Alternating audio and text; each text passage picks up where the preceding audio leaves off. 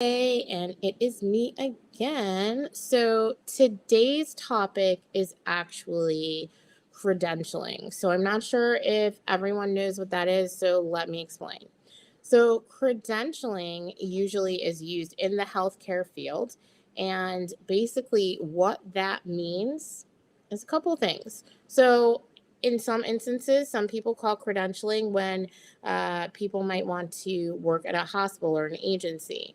That credentialing means that you are actually taking the steps, or someone is reviewing your credentials to make sure that you are able to either one, serve that population, right, or to take a certain insurance, right?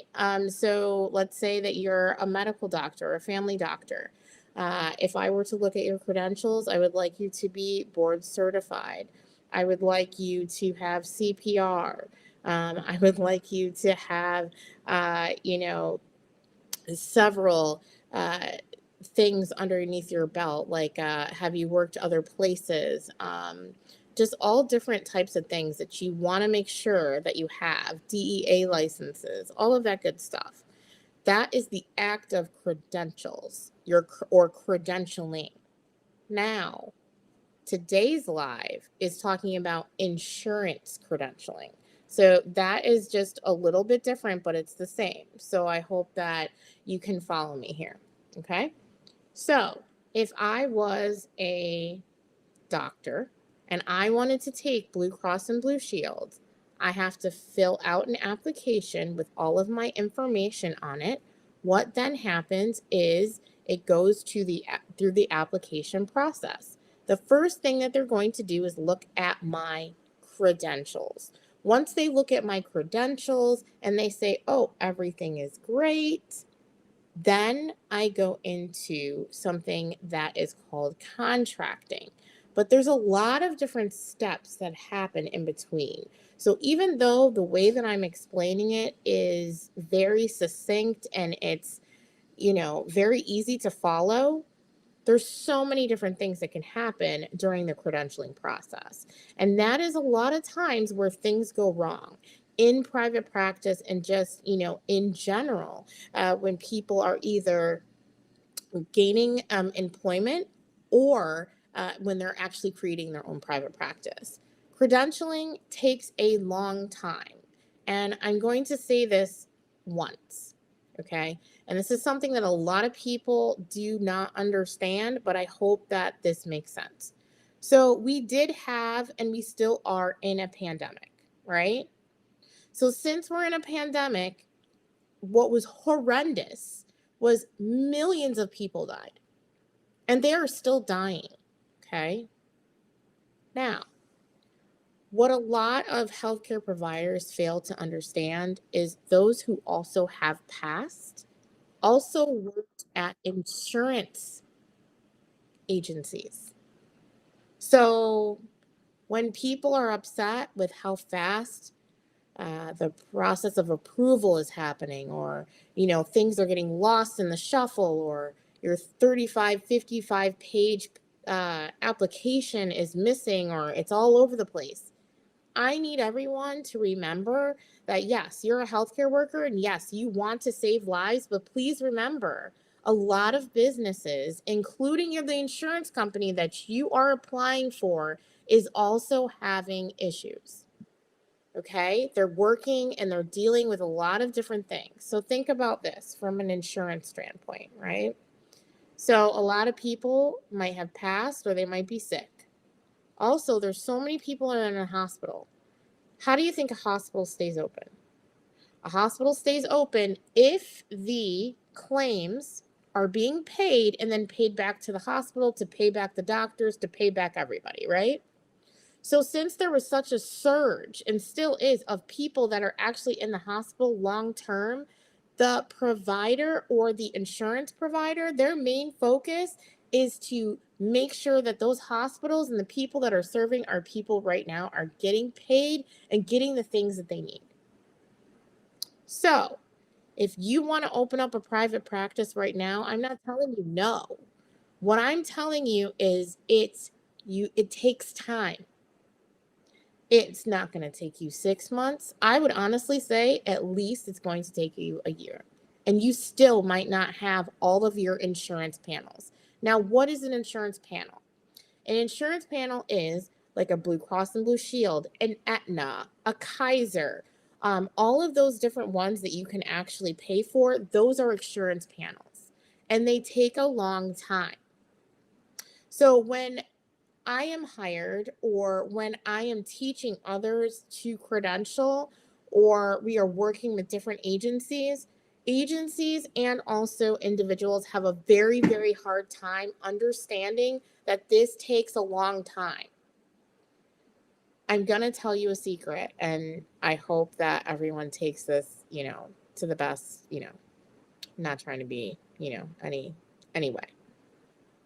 But if I am a doctor or whoever, whatever, and I want to take Blue Cross and Blue Shield in my practice, I am sorry to say, but guess what? It doesn't say, oh, Dr. Herring has sent in her application. Let's welcome her with open arms. No, you are a regular person. So how I describe credentialing now to people is literally, and hopefully all DMV people, I love you, but think about going to the DMV, but for an extended period of time. It's going to take a very long time. This is like building, it's just building blocks. One thing that's incorrect, like a license number, or they don't get a certain copy of something or whatever, it delays the process. If the process is delayed, it's already about 180 days to get credentialed. And I'm going to tell you that means credentialed, meaning your credentials are being, checked, right? To make sure that you are who you say you are. And then for it to go to contracting, everybody, it's got to go to contracting. Then it's going to be uploaded into the system. Then you have to get a DocuSign. You got to send the DocuSign. You got to sign it. Then you got to go through and see if you even want any of the prices. If you don't want the fee schedule, you don't like the price you're going to get, then you can send it back and go back and forth in the negotiations. Building a practice is no joke. But what I will tell you is it takes time.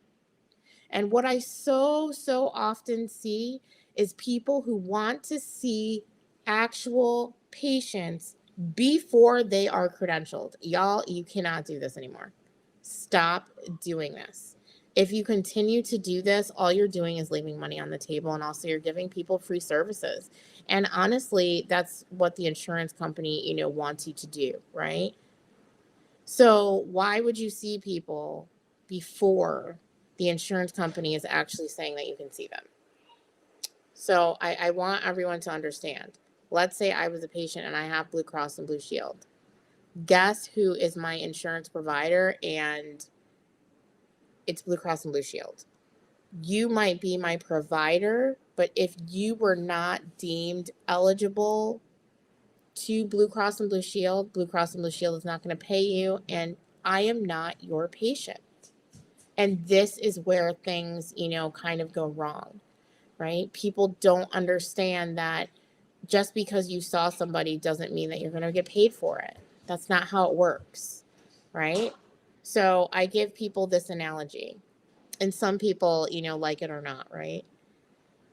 You cannot have a car and purchase a car, right? And then there are no gas stations, right?